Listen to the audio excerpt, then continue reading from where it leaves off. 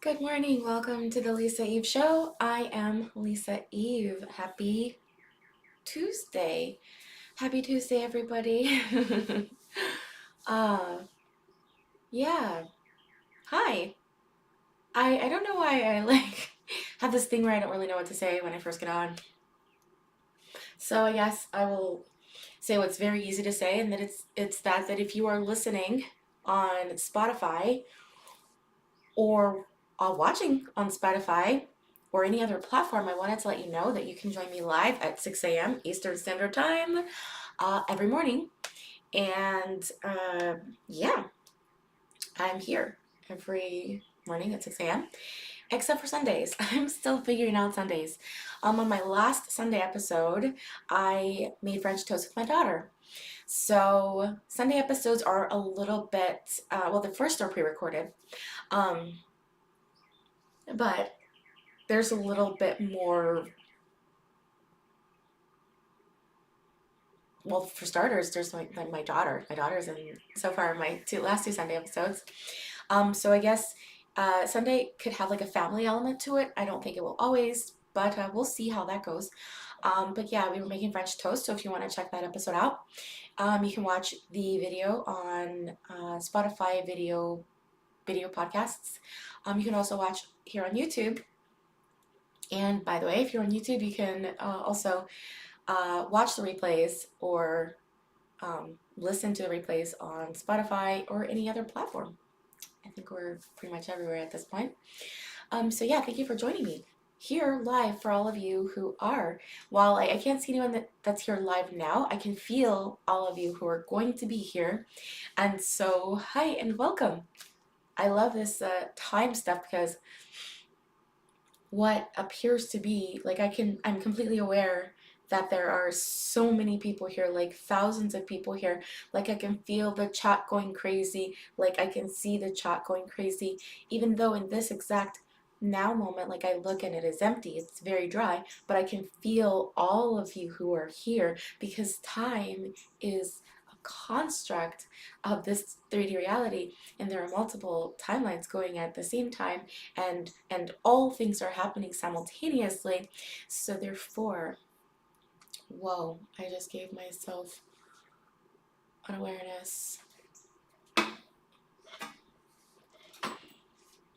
I just had this awareness that since all things are happening simultaneously, then that means that God has already fulfilled my promises.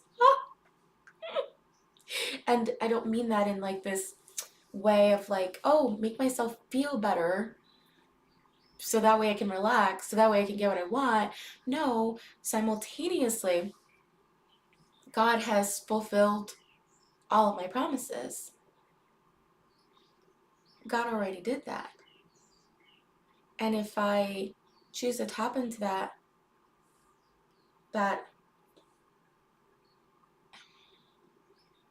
let's call it a feeling. If I choose to tap into that feeling, then I'm super aware of that. Whoa, that's deep. So if I tap into that, then there's not this energy of like lack or want, or because God already did it. God already did that. Super cool. So hello everybody. Uh, I literally don't know what today's show's about. Just so you guys know, I never know what I'm going to talk about when I come here. This is just a practice in trusting and letting go and letting God, because thy will be done uh, on earth as it is in heaven. And something that I think about is how if you just are watching these and you think that I'm like, it's a fascinating dynamic, but from what you guys can like tell, like I'm all about God. But at the same time, I'm not in the traditional sense of the word. Like, I'm not someone who, like, for me, God is like a very private experience, even though I'm sharing it with you guys.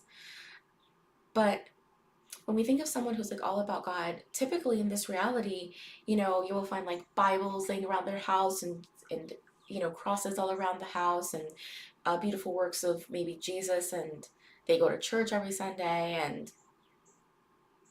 and like they're often speaking to people about God and maybe trying to save a few people or a lot of people, and often listening to like worship praise music, right? And like just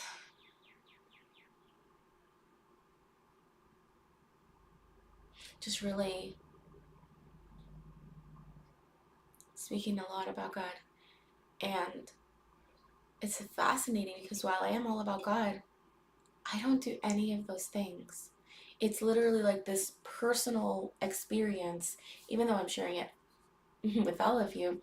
Uh, but I think God really wanted this example to be shared, um, as one possibility, one way of being, because I don't talk to other people about God unless it's in regards to me. Like, I never do that ever, because it feels truly like a personal and private experience, like that communication that I have with God one on one.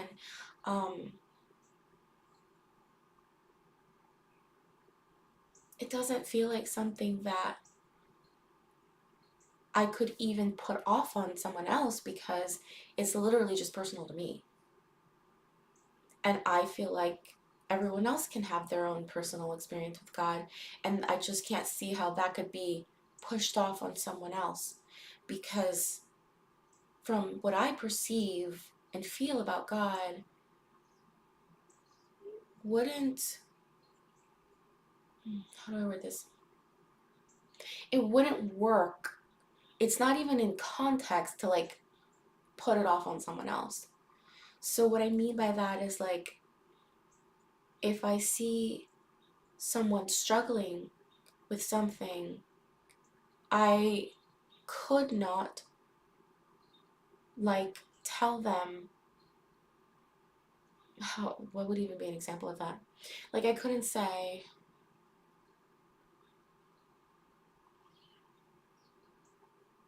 okay, so one thing that I'm aware of in this moment is like, there's no judgment in me in regards to other people and God. Like, I am just really okay with everybody having their own experience of God.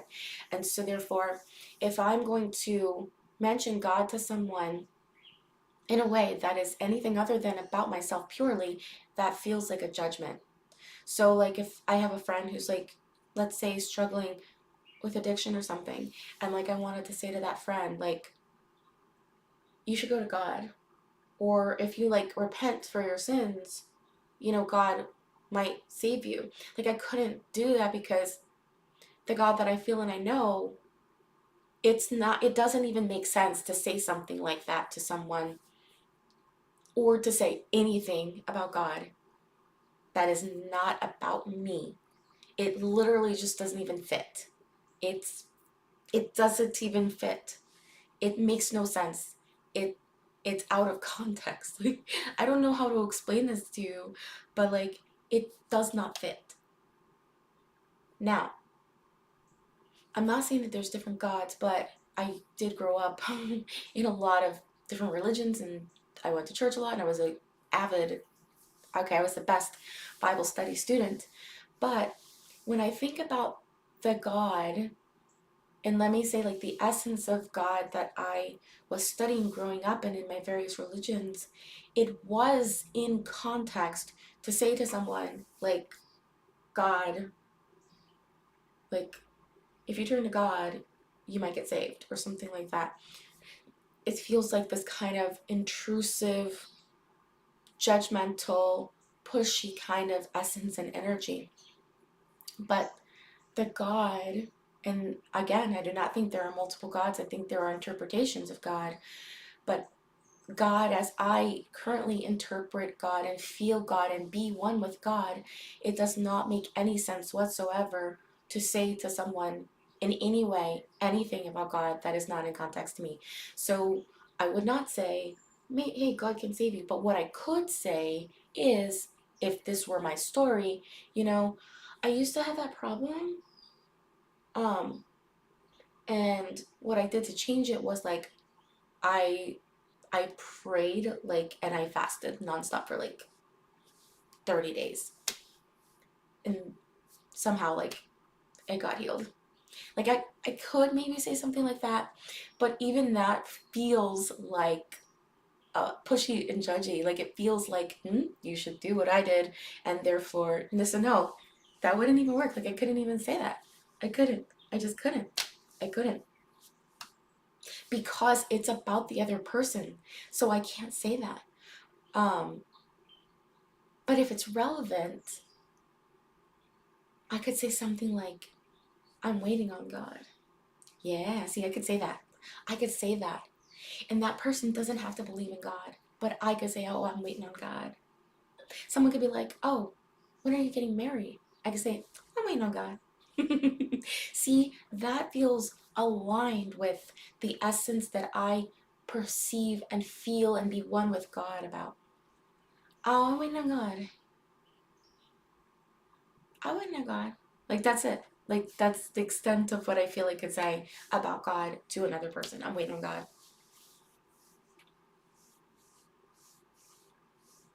Hmm. Yeah.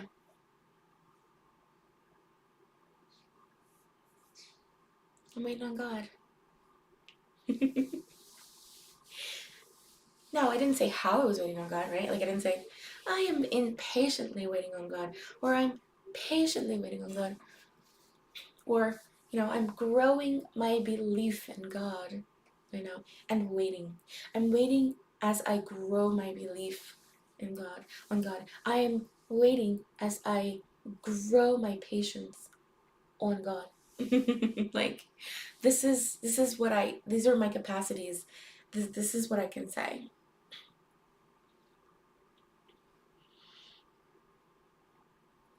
I can say that I'm waiting on God.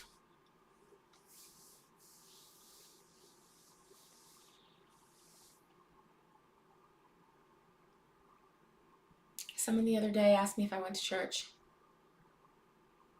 and I said, I don't. And he was very taken aback because we had been having this entire conversation about God where I did, in fact, tell him that I was waiting on God.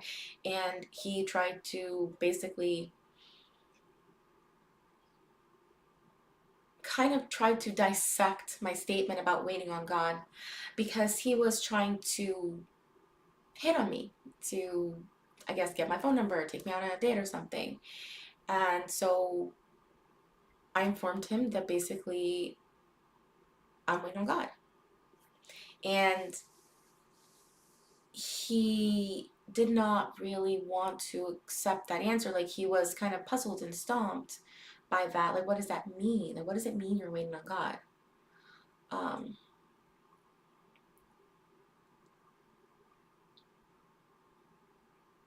I don't know what to say about this right now. Like, I'm trying to think about what to say about it and what not to say about this.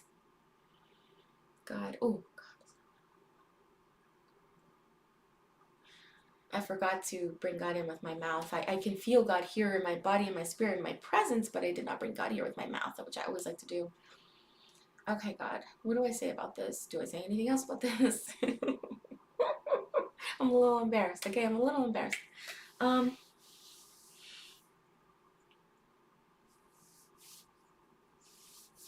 he wanted to poke holes in my statement about waiting on God because there was no room for him to slide in. We could say like slide into my DMs. He wanted to slide into my DMs even though we were in person, and my box was closed. My DM box was not open. It was only open to, well, if we're talking about from the perspective of love, my DM box is closed and is, oh God, do I say this?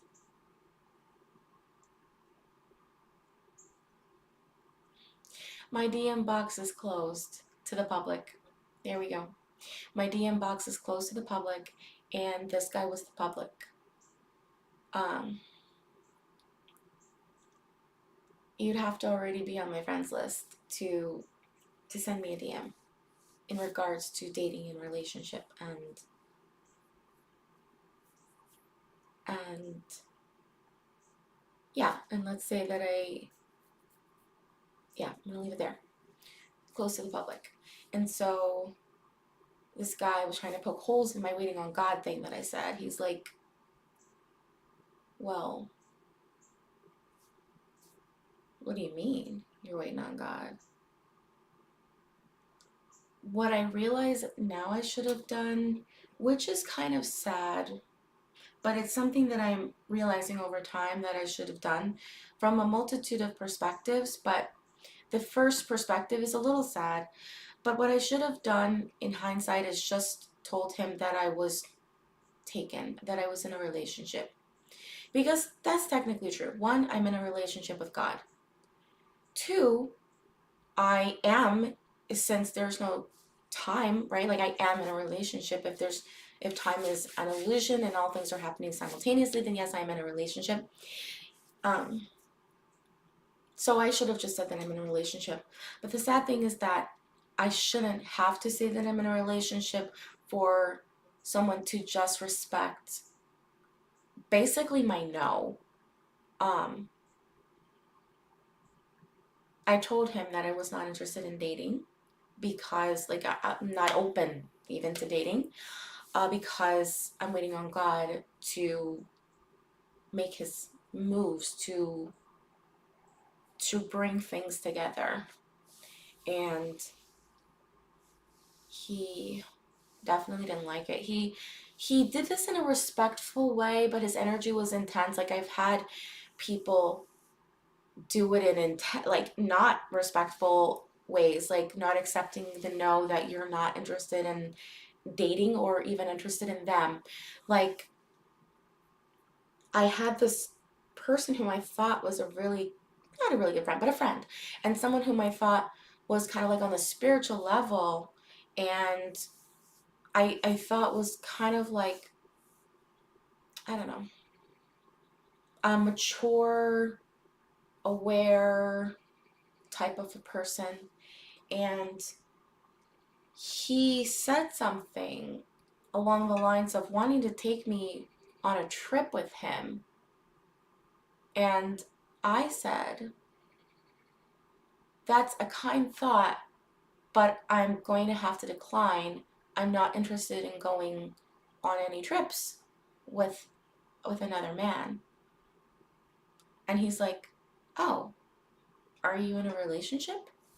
And for starters, he didn't even ask me if I wanted to go. He just told me that he would be like, he would take me. And I'm like taken aback, like, wouldn't you need to ask if I want to go? And then I can tell you no, but I just decline. And he's like, "Oh, are you in a relationship?" And I'm like,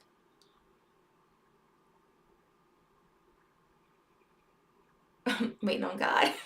I didn't say that. I didn't say waiting on God, but what I did say was something along the lines of,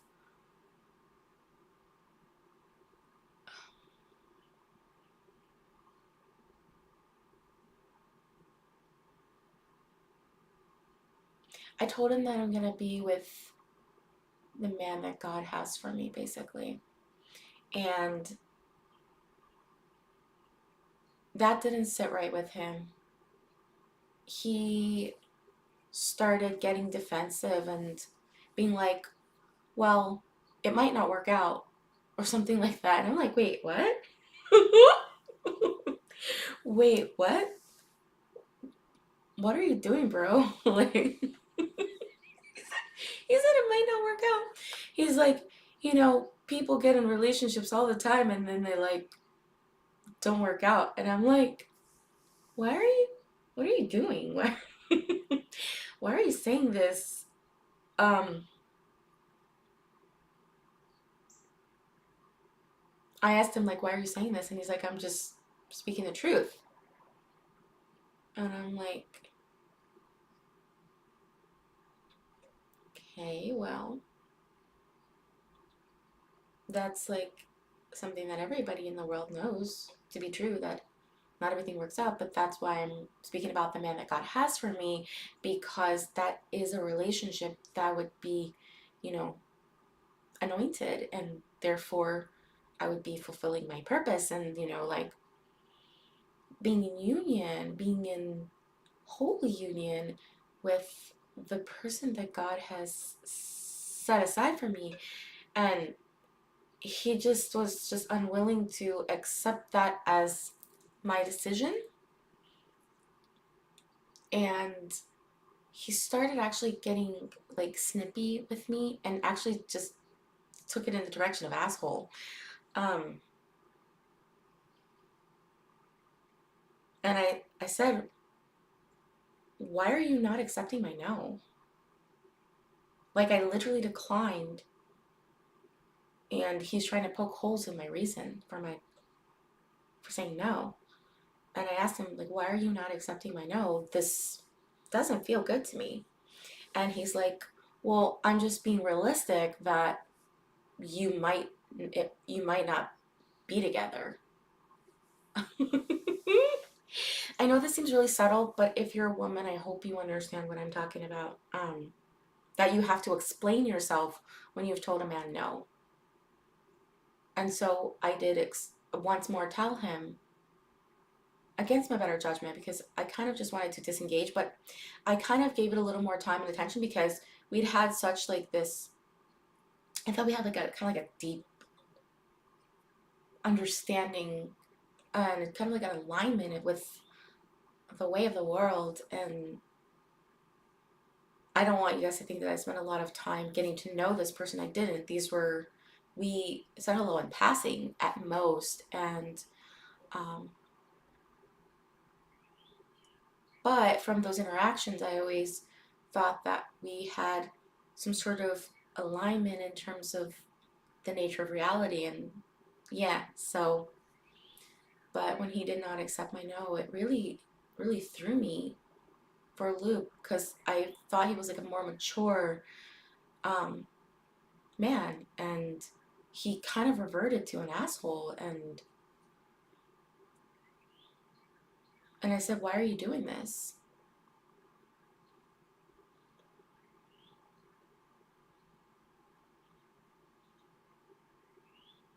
And then he started saying something like, "I don't know why you're getting all defensive," and I don't know. It was just kind of left field, and he kind of made it like I was being the problem, which is really weird because I'm just kind of sitting there in shock, like, "Wow, you like, did I bruise your ego?" Like he just couldn't accept my no. So what I thought in that moment also is that I should have just said, "Yes, I'm taken. I'm taken. I'm not available. I'm not available." I ended up basically blocking that person because it was not the kind of interactions that I wanted to have. And I wanted people who were going to respect my no. I want to be I want to be connected to people who are going to respect my no.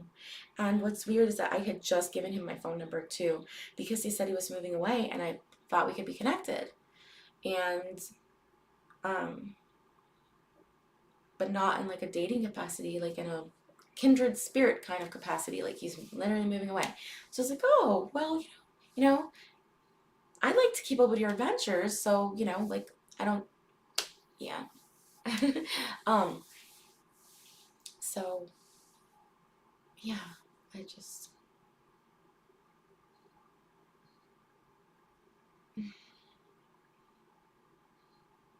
it's not, I don't, I don't like that it appears to bruise a man's ego, not even all men, a certain type of man, because I know plenty of men who you could say no to and then they will like literally just go on about their business, but there are particular men whom you say no to and it like does something to them and it kind of like turns them into this other kind of beast. But anyways, back to the original guy that I was referring to. He started poking holes in my waiting on God thing because he was thinking that I was going to create a space for him to like wiggle in to my my box and that I would go on a date with him. he did not have any chance whatsoever, not even a half chance. And that thing of like trying to poke holes in my no is certainly not going to work. It's not going to work. That's horrible. And he said he was a Muslim. He's like, sister, I'm Muslim myself. So I'm all about God. But poke holes in your God thing. Waiting on God. Like, okay, why are you trying to poke holes in my thing if you're Muslim and you're like all about God? Like, why can't you accept my no?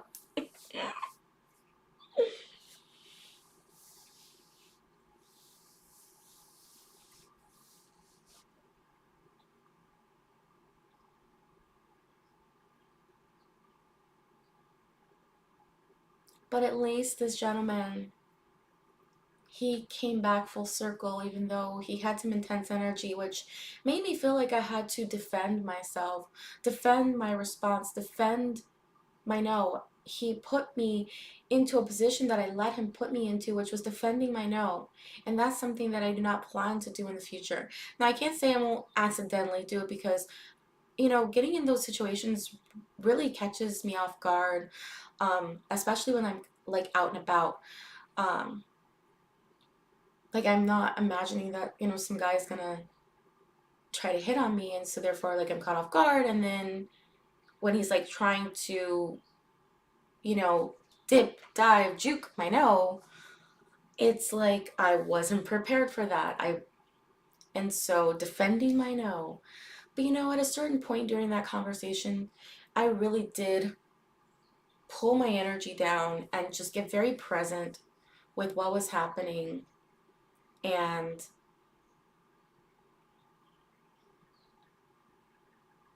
I just stayed firm and I just continued to answer his questions, which I believe is what I don't want to do next time. I don't believe I want to continue to answer the questions. I kind of just want to leave it with my no and like let them have whatever feelings they're going to have about that.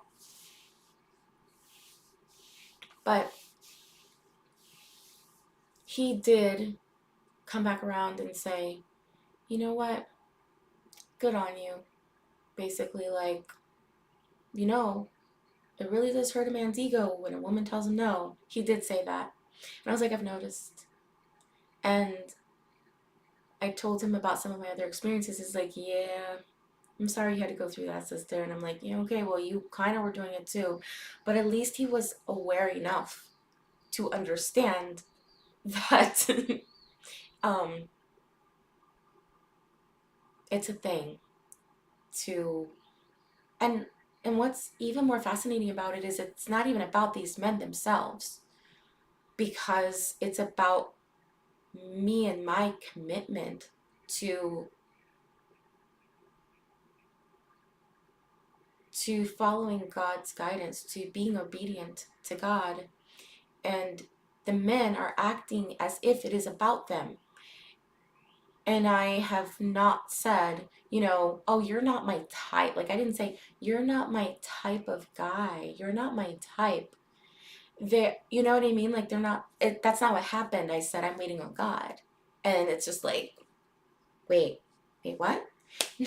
Maybe it would be better if I'm saying something like, you're not my type.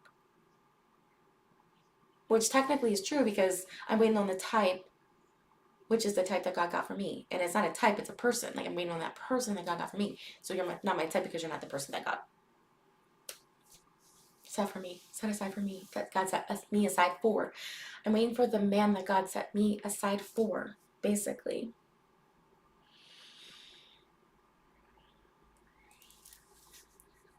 So people have like this interesting relationship with God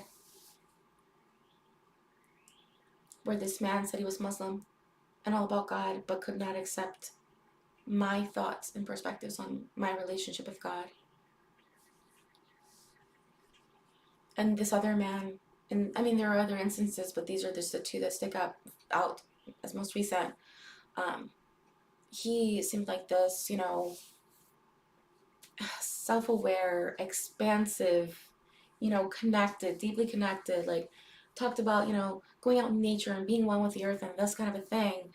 Um, and yet he completely turned and morphed into someone that I did not recognize whatsoever and completely disregarded my perspective, my thoughts, my desires around waiting on God, which I found to be very interesting.